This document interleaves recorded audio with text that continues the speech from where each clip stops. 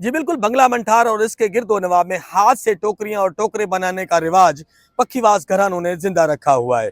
इन टोकरियों बनाने पर कितनी मेहनत होती है और कितनी इनको जो है इसमें से बचत होती है। मेरे साथ यहाँ पर एक कारीगर मौजूद है, उनसे जानते हैं कि वे इस हवाले से क्या कहते हैं। बिल्कुल जी, मेहनत तो बहुत होती है, मेहनत हम बहुत करते हैं।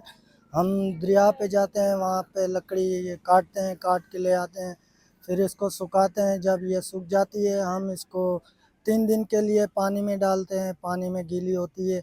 फिर उसके बाद जो है ना, हम ये टोकरे बनाते हैं, ये टोकरे फिर बना के हम बेचते हैं। भाई 1500 का, 1200 का ऐसे जो है हम दे देते हैं। मेहनत बहुत होती है, बहरहाल हम दे देते हैं, गुजारा हम करते हैं अपना घर का। भाई जो निज़ाम है ये हमारे बाप दादों से ये चल रहा है, हम ये चला रहे हैं। सही है भाई।